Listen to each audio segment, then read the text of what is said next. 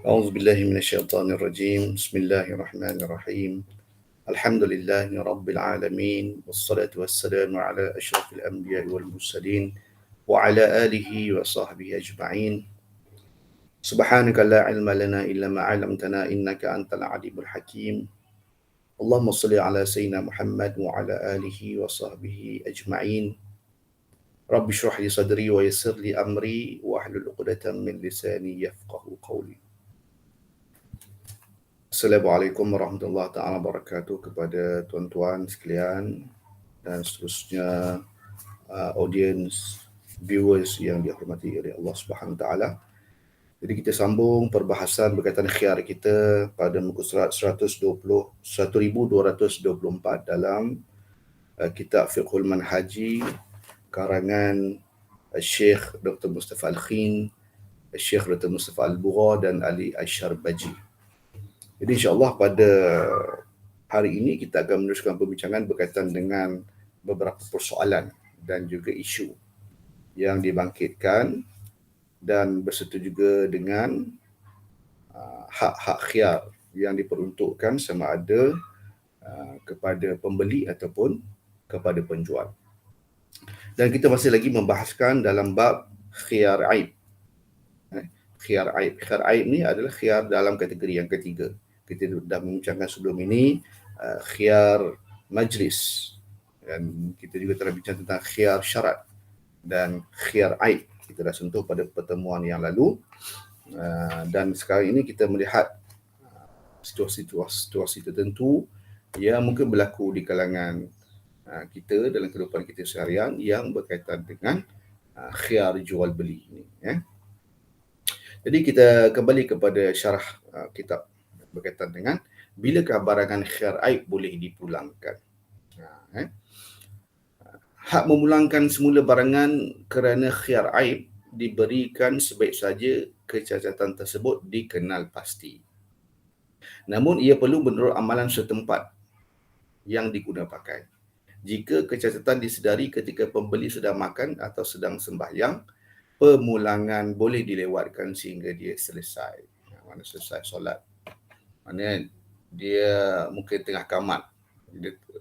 Barang yang dibeli itu baru sudah ada kerosakan. Maka dia teruskanlah solat dahulu, dan setelah solat dia boleh memulangkan ataupun memulangkan semula kepada penjual dan meminta balik bayaran dia. Maksudnya dia menamatkan akad yang telah dimeterai sebelum ini. Begitu juga kalau dia sedang makan, maka teruskan makan dia tu, barulah dia boleh memulangkan semula. Maksud memulangkan di sini ialah bukan menukar dengan barangan yang lain. Mana hak pembeli itu sebenarnya ialah dia boleh menamatkan akad jual beli itu. Itu maksud khiyar. Khiyar bagi pembeli untuk memulangkan. Ataupun khiyar penjual untuk menarik balik barangan tersebut. Menandakan bahawa jual beli yang dah berlaku itu tak jadi, terminated, dibatalkan, has been cancelled, macam tu. Ataupun jika disedari pada waktu malam, dia boleh memulangkannya pada waktu pagi. Okay, sebab apa? Sebab kedai tak buka lagi lah, kan? Penjual pun dah balik ke rumah dia. Jadi bolehlah dia memulangkannya pada keesokannya. Pada keesokannya ialah sebelah pagi. Jangan kita tunggu sampai malam pula. Sampai petang kedai tak sempat, sekali lagi tak sempat pula. Dia sekali saja tak sempat, tak apa. Tapi kalau dah 2 kali tak sempat, maka itu dikatakan kesengajaan. Oleh itu, jika dia lewat memulangkan barangan tersebut sedangkan dia mampu melakukannya lebih awal, hak khiyarnya digugurkan. Kita tengok hukumnya kat sini. Maknanya di dalam kita menuntut hak khiyar kita untuk memulangkan atau menamatkan akad jual beli tersebut akibat daripada kecacatan yang telah kita sedari, key point dia di sini ialah kesegeraan. Kita tidak boleh lengah-lengah. Sebaik kita menyedarinya, kita dah tangguh seminggu lagi baru kita pulangkan. Tak ada. Mana sebaik saja kita menyedari. Kalau kita menyedari dalam keesokannya, maka keesokan tu hari yang sama kalau boleh kita pulangkan semula kepada penjual yang telah kita beli daripada dia itu. Hak ini juga gugur jika pembeli menggunakan barangan tersebut. Nampak? Selain dia melengah-lengahkan pemulangan semula barangan yang didapati cacat tersebut, dia telah menggunakan barangan walaupun setelah menyedari kecacatannya. Dia tahu dah cacat tu tapi dia tetap nak menggunakan juga barang tersebut. Maknanya dia dah menyedari kecacatannya dan sebelum menggunakannya. Maknanya sebelum guna lagi dia dah tahu. Sedangkan dia mampu memulangkan barangan tersebut. Okay. Ini kerana kelewatan pembeli memulangkan barangan tersebut atau menggunakannya sebelum mengembalikannya menjadi tanda dia memilih untuk meneruskan jual beli. Walaupun menjadi kewujudan kecacatan tersebut. Walaupun ada cacat, walaupun pembeli ada hak khiar aib di situ, tetapi oleh kerana dia melambatkan proses tersebut, malah menggunakan pula barangan yang rosak tersebut, yang mungkin ada sedikit kerosakan, mungkin ada sedikit aib, dia gunakan dulu sebelum dia pulang, maka telah gugurlah hak khiar dia. Kerana perbuatan melengah-lengahkan itu ataupun perbuatan menggunakan barang yang dia sedari ada kerosakan adalah sebagai salah satu tanda pembeli itu ingin meneruskan pembelian tersebut dan tak nak pulangkan balik. Jadi berhati-hati dengan tindakan kita. Kalau boleh sampai rumah ataupun masa di premis perniagaan penjual tu kita kena check betul-betul dahulu barang tersebut, kan, supaya nanti tak perlu nak tunggu sampai ke rumah baru kita nak pulangkan balik. Takut-takut nanti bila sampai ke rumah kita dah berubah niat, kemudian dah berubah niat untuk kekal menggunakan barang tersebut, tak mengapa, takut nanti dah lama-lama baru dah berubah niat nak pulangkan balik, maka ketika itu kita tak boleh larang menggunakan hak khiar kita lagi, ya. Baik, itu isu yang pertama, maknanya bilakah barangan khiar aib boleh dipulangkan? Seberapa segera yang mungkin. Jangan sampai kita melengah-lengahkan, malah jangan sampai kita menggunakan barang tersebut. Baik. Seterusnya, isu berkaitan dengan pertambahan pada barangan yang cacat. Apa jadi terhadap hak khiar kepada pembeli sekiranya barang yang cacat itu dia bertambah. Barang yang cacat itu dia bertambah. Setelah pembeli menerima barangan yang dijual, kemudian mendapati wujudnya kecacatan sedia ada yang memenuhi syarat-syarat yang ditetapkan tadi, sedangkan barangan tersebut telah bertambah, sampai ke rumah dia bertambah. Apa cerita dia tu? Contohlah, mungkinlah dia beli ayam hidup, sampai ke rumah bertelur ayam tu. Mana ada pertambahan kat situ. Okay. Ataupun dia beli lembu, okay, sampai rumah dia beranak pula. Apa dia daripada anak lembu tersebut?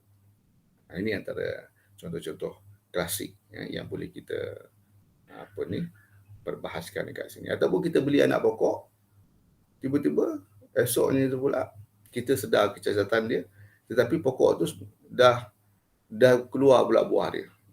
Ada juga anak pokok yang telah pun mengeluarkan buah dia, kan, ataupun telah mengeluarkan bunga dia, dan bunga tu pula sangat memberi manfaat kepada pembeli, contohnya untuk dijadikan bahan pewarna sebagai contoh. Dulu masa beli tu tak keluar lagi bunga tu, kan, bunga apa yang dijadikan pewarna kepada nasi kerabu. Saya tak berapa ingat nama bunga tu. Itu sebagai contoh lah. Baik. Maka pertambahan ini, dia kata jika berlaku pertambahan, maka pertambahan ini tidak menggugurkan haknya untuk memulangkan semula barangan tersebut. Jadi tidaklah menjadi penghalang kepada sebarang bentuk pertambahan daripada barangan yang didapati cacat setelah dimeterai akad jual beli tersebut. Walaupun cacat, dia ada beranak-beranak dia. Ada pertambahan pada barang yang cacat tersebut. Ada contohnya lembu, kan. Lembu tak ada telinga, tapi dia boleh mengandung, boleh beranak, kan. Baik. Begitu dengan ayam, kan. Kadang-kadang ayam tak boleh terbang, katakan, tapi dia boleh bertelur. Cuma cacat dia tak boleh terbang. Mana tak boleh mengepak, katakan. Cacat pada sayap dia, pada kepak dia, kan. Tapi elok je dia boleh bertelur. Apa jadi pada telur tersebut? Jadi telur yang lahir daripada jual barangan ataupun makud alih yang cacat dengan terdapat kerosakan ini tidaklah menjadi penghalang kepada kita, kepada pembeli terutamanya untuk memulakan semula barangan tersebut. Walau bagaimanapun perlu diteliti dahulu beberapa perkara. Apa perkara tersebut? Baik.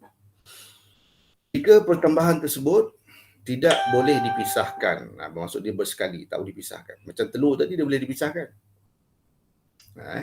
Contohnya pertambahan dalam bentuk lemak pada haiwan. Kan? Dah sebulan bela haiwan tersebut, barulah kita sedar dia itu cacat pada kaki dia ataupun dia ada penyakit, katakan penyakit misteri, kan. Jadi boleh tak dipulangkan? Itu isu dia. Ataupun contoh lain yang ada kat sini adalah jahitan pada baju. Jahitan pada baju. Maknanya muka baju tu terdapat sikit koyak dan sebagainya, dia jahit baju tu. Atau bila dia jahit, dia nak pulangkan pula. Boleh ke tak boleh? Baik. Pembeli boleh memulangkannya semuanya ataupun meneruskan jual beli tersebut. Kalau dia bersekali, macam telur tadi bukan bersekali kan? Contoh lemak pada haiwan tersebut, dia kena pulangkan balik lah. Mana bukanlah kata ataupun kulit biri-biri, kan? Biasa orang cukur kulit biri-biri. Tapi bila dia menjadi bahawa biri-biri itu cacat, tapi kulit dia bertambah, bulu dia bertambah, kan? Jadi bulu dia itu melekat pada tubuh kambing biri-biri tersebut, maka dia kena pulangkan balik lah bulu biri-biri tersebut bersekali dengan kambing biri-biri yang didapati cacat oleh pembeli. Jadi pembeli berhak membuat pilihan. Dia kata di sini boleh pulangkan semuanya ataupun meneruskan jual beli tersebut. Dia tak boleh ambil separuh, pulangkan separuh. Pembeli berhak membuat pilihan ini. Apa pilihan dia? Pulangkan semuanya sekali ataupun tak payah pulangkan semuanya sekali. Rasa sayang pula sebab dia dah mengeluarkan hasil je, contoh. Ini kerana pertambahan ini menjadi sebahagian daripada barangan tersebut. Jadi kalau nak pulangkan, pulangkan semua. Sebab barangan itu bersekali dengan barang yang cacat tu tadi. Jika pertambahan tersebut berasingan, pembeli boleh memulangkan barangan cacat tersebut tanpa pertambahannya. Jadi kerana kes telur ayam tadi, anak lembu tu tadi tu, tak perlulah pulangkan balik. Ini kerana pertambahan ini berlaku dalam tempoh pemilikannya atau dalam tempoh tanggungannya. Inilah yang dinyatakan oleh hadis Nabi SAW sebelum ini, yang bermaksud keuntungan menurut tanggungan. Al-ghullatu bid-dhamman. Al-ghullatu bid-dhamman. Keuntungan adalah pertambahan yang dihasilkan oleh sesuatu usaha atau sebagainya. Jadi tak kala dia membeli ayam tersebut bertelur, dia ada usaha dia. Usaha dia merebankan ayam dia, memberi ayam tu makan dan sebagainya, kan, untuk menjaga ayam tu sihat lah. Dan ayam tu sihat dan ayam tu hidup. Jadi asbab itu dia bertelur, kan. Begitu juga dengan lembu yang beranak tu tadi. Asbab mungkin kita kita jaga dia terhindar daripada penyakit. Dia ada tempat untuk dia beranak dan sebagainya. Itu semua kos-kos yang usaha yang kita lakukan. Maka tidaklah perlu kita memulangkan semula anak lembu ataupun telur. Walaupun kita hanya nak pulangkan lembu ataupun ayam itu saja tadi. Okay? Itu maksud dia. Alright. Seterusnya, isu berkaitan dengan kecacatan tambahan kepada kecacatan sedia ada. Apa yang dimaksudkan sebagai kecacatan tambahan kepada kecacatan sedia ada? Baik. Jika wujud kecacatan baru selain daripada kecacatan sedia ada, yang tadi manfaat lah maksudnya. Perbincangan tadi bermaksud manfaat. Pertama tu manfaat. Tapi yang ni pertambahan ni bersifat cacat juga. Yang tadi pertambahan berbentuk manfaat, yang kali ini pertambahan bersifat cacat juga. Dia kata jika wujud kecacatan baru selain daripada kecacatan sedia ada yang didapati oleh pembeli selepas menerima barangan tersebut, hak pembeli untuk memulangkan semula kepada penjual secara paksa digugurkan. digugurkan. Ini bermakna pembeli tidak berhak memaksa penjual untuk menerima barangan tersebut. Barangan tu dah cacat, kemudian wujud cacat lagi. Cacat selepas cacat. Maka tak boleh nak paksa pembeli untuk penjual untuk menamatkan jual beli tersebut. Bermaksud dia tak boleh nak pulangkan, tak boleh nak paksa. Tak boleh nak paksa untuk penjual menerima balik. Sebab terdapat ni kecacatan yang baru pada kecacatan yang sedia ada. Kalau tak ada kecacatan baru tadi tu, boleh pulangkan terus. Sebab kecacatan itu berpunca daripada pihak penjual. Okey, walau bagaimanapun, macam tadi juga beberapa perkara perlu dilihat. Apa dia? Yang pertama, baik. Jika penjual bersetuju untuk menerimanya, pembeli boleh memulangkannya, tak ada masalah. Tapi isu yang sebelum ni tadi memaksa. Tapi kalau tidak ada kecacatan yang baru, kecacatan yang sedia ada, yang berpunca daripada penjual, yang bukan berpunca daripada pembeli, maka pembeli boleh memaksa penjual untuk membatalkan akad jual beli tersebut. Kan? Dan penjual harus menerima pembatalan tersebut. Dan dia tak boleh nak berdolak-dalih lagi. Kan? Jadi kalau penjual itu faham hukum hakam berkaitan dengan khiyar, maka dia akan tidak lagi berdolak-dalih, maka dia boleh dia kena menerima pembatalan jual beli tersebut. Tetapi apabila terdapat kecacatan baru pada kecacatan yang sedia ada, yang dia telah sedari masa pembelian, maka dia tak boleh nak memaksa penjual untuk menerima barangan tersebut, melainkan penjual bersetuju. Ataupun jika pembeli sendiri bersetuju menerima kecacatan itu seadanya, maka dia boleh menggunakannya terus. Maka tidak perlulah pembatalan akad. Baik. Itu yang pertama. Yang kedua pula, jika kedua-dua pihak tidak bersetuju. Yang tadi bersetuju. Kali ini tidak bersetuju. Pilihan yang ada ialah sama ada pembeli membayar ganti rugi bagi kecacatan baru. Ini kes yang tidak setuju. Dan memulangkan semula barangan tersebut kepada penjual. Okay. Maknanya dia nak pulangkan juga. Tak apalah, aku nak pulangkan juga. Tapi yang cacat tu, aku bayarkan. Janji aku boleh pulangkan. Ada juga jenis yang macam tu. Mungkin dia tak nak tengok lagi lah barang tu kan. Tak apalah. Kalau dia tak terima yang cacat tu, aku bayarkan juga. Padahal kecacatan itu bukan berpunca daripada dia. Tapi ini kes yang dia tak nak lagi dah barang tu. Walaupun walaupun kisah baru itu berpunca daripada dia. Okay? Dan memulangkan semula barangan tersebut kepada penjual. Baik, ataupun penjual perlu membayar ganti rugi bagi kecacatan sedia ada kepada pembeli. Ataupun penjual perlu membayar ganti rugi bagi kecacatan sedia ada kepada pembeli. Jika kedua pihak bersetuju dengan salah satu daripada penyelesaian ini, mereka boleh menggunakannya. Ini kerana masing-masing mempunyai hak dan persetujuan kedua-dua pihak adalah perlu. Jadi maknanya penjual ada hak untuk tidak menerima barangan tersebut, untuk tidak membatalkan akad jual beli tersebut kerana terdapat kecacatan baru. Kan? Maka ketika itu, kalau pembeli berkeras juga untuk memulangkan, dia kena bayar kecacatan yang baru tersebut berserta dengan pemulangan kecacatan sedia ada. Pemulangan barang yang telah sedia cacat tersebut. Maka ketika itu, penjual boleh menerima. Kalau penjual bersetuju jugalah. Okay.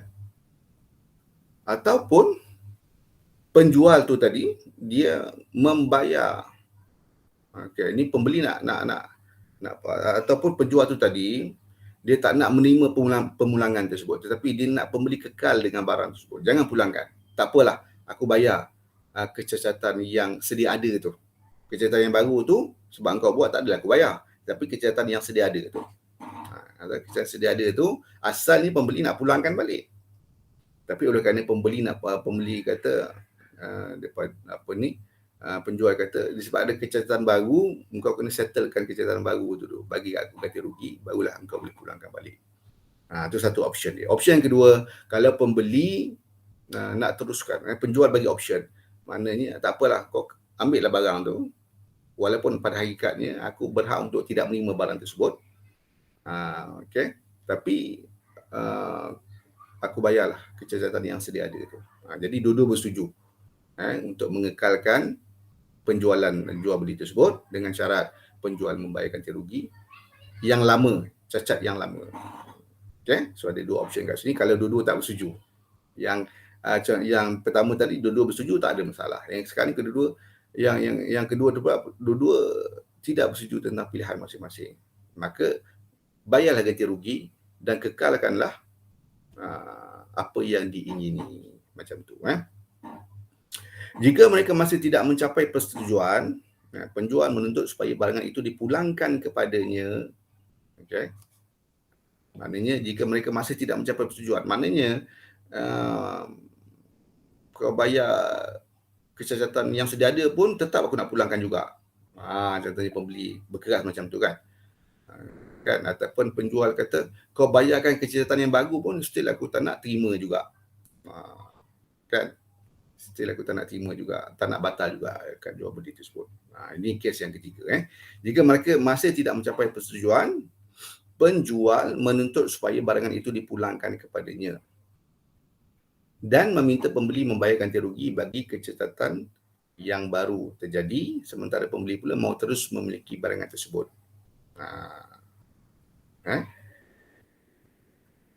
Dan meminta penjual membayar ganti rugi bagi kecacatan yang sedia ada. Okay? Jadi ini kehendak penjual. Okay? Maknanya apa kehendak penjual? Kehendak penjual ialah untuk menuntut balik barangan tersebut yang cacat tersebut. Dia nak balik barangan tersebut. Tetapi pembeli tak nak. Pembeli tak nak, walaupun cacat, pembeli nak simpan juga. Sebab apa? Sebab apa? Mungkin dia sukalah barang tu. Tapi penjual dalam hal ini pula mungkin dia nak jaga reputasi dia ke, kan? Ataupun dia pun mungkin dekat kedai pun banyak juga cacat seperti itu. Jadi dia nak kumpul bukti banyak ke atau apa pun, atau maknanya penjual dalam arti kata dia nak balik barang tersebut yang cacat tersebut. Tetapi hak pembeli ada untuk tidak memulangkannya. Apa dia? Hak dia ialah apabila dia dah melakukan kecacatan kedua pula. Kan, kecacatan kedua. Jadi dua-dua tak capai persetujuan. Itu kes yang pertama. Kemudian kes yang kedua, ataupun pembeli mahu memulangkan semula barangan tersebut. Ni pembeli pula nak pulangkan. Tadi penjual menuntut untuk dipulangkan. Ini pembeli mahu memulangkan semula barangan tersebut. Kita tengok peringkat yang ketiga di tengah-tengah tu. Sementara penjual pula mahu pembeli terus mengambil barang tersebut, tak nak pulangkan. Kekalkan barang tu, ambil barang tersebut. Dan dia juga bersedia membayar ganti rugi bagi kecacatan sedia ada. Jadi terdapat pertembungan kat sini lah. Right? Dalam kedua kes ini, pihak yang menuntut supaya kontrak tersebut dikekalkan akan diberikan hak. Dalam kes pertama, pembeli akan diberikan hak, manakala dalam kes kedua, penjual diberikan hak. Asalnya kedua-dua ada hak, tapi oleh kerana tidak terdapat jalan penyelesaian sama ada di sebelah pembeli ataupun sebelah penjual, masing-masing nak gunakan hak dia, bertembung antara satu dengan yang lain, tidak bersetuju terhadap penyelesaian masing-masing, maka ada satu kaedah dalam fiqh yang dipanggil sebagai apabila terdapat pertembungan, maka perlulah diutamakan kepada mereka yang ingin mengekalkan kontrak tersebut. Bermaksud dia tak nak batalkan kontrak tersebut. So dalam kes yang pertama, penjual menuntut balik barangan yang rosak tersebut, maka tak perlulah dilayan. Maka tak perlu diutamakan hak penjual tersebut, maka hak yang lebih diutamakan adalah hak khiyar bagi pembeli, kerana pembeli ingin mengekalkan kontrak sedia ada. Dan bagi yang kedua pula, hak diberi kepada manakala dalam kes kedua penjual diberikan hak kerana penjual yang ingin mengekalkan akad jual beli tersebut. Sebaliknya pembeli nak pulangkan balik. Sedangkan dua-duanya ada hak tetapi tidak mencari jalan penyelesaian, tak mampu menjaga jalan penyelesaiannya, maka diberikan hak kepada penjual, maka pembeli tak boleh lagi nak memulangkan barang yang telah diberi, walaupun barang itu terdapat aib ataupun kerosakan sedia ada. Baik.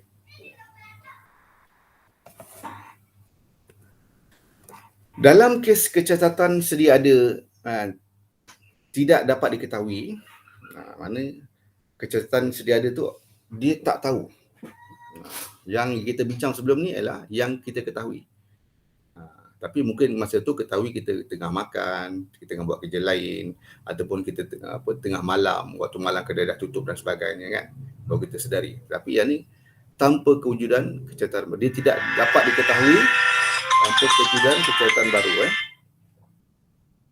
Contohnya seorang pembeli, baik, hak memulangkan semula secara paksa barangan yang dibeli disebabkan kecacatan baru tetap ada. Contohnya seorang pembeli yang membeli buah yang berkulit seperti tembikai, delima atau sebagainya dengan meletakkan syarat isi kandungannya mestilah elok. Maka kalau dia letak syarat macam tu, tiba-tiba tak elok. Makanya dengan ini pembeli berhak mengembalikan semula buah tersebut. Dia boleh pulangkan buah tersebut jika terdapat kecacatan sedia ada walaupun telah wujud kecacatan baru. Maknanya dia beli buah tu, syarat dia, dan penjual setuju dengan syarat tu, iaitu orang kata confirm baiklah buah ni. Ataupun bukan confirm baik, ataupun kalau terdapat busuk, boleh pulangkan tak? Penjual kata setuju, boleh pulangkan. Itu syarat dia. Dia dah letak syarat siang-siang. Dia letak syarat siang-siang. Jadi sampai ke rumah kan, buah tu mungkin terkena cahaya matahari ke, menyebabkan dia jadi kulat pula. Asal ni dia busuk, kemudian jadi kulat. Kan? Jadi walaupun ada kecacatan baru, dia boleh pulangkan juga buah tersebut. Kan? Kerana dia telah buat perjanjian dengan penjual dengan syarat-syarat yang telah memungkinkan dia untuk memulangkan semula balik buah tersebut. Hak ini diberikan kepada pembeli kerana penjual sendiri telah memberikan hak melakukan kecacatan ini kepada pembeli. Mana sebaik saja penjual bersetuju dengan syarat pembeli, kata nanti kalau busuk aku nak pulangkan. Jadi penjual bersetuju. Persetujuan penjual itu menandakan dia telah mengorbankan hak khiar dia, iaitu dia ada hak untuk tidak menerima pemulangan buah tersebut. Jadi itu sikit sebanyak persoalan-persoalan yang kita dah bincangkan. Ada 3 persoalan yang kita bincangkan pada diskusi ataupun perbahasan pada hari ini. Mudah-mudahan kita mendapat manfaat. InsyaAllah kita sambung kepada perbahasan syarat tiada cacat cela. Wallahu a'lam bisawab. Sekian. Assalamualaikum warahmatullahi taala wabarakatuh.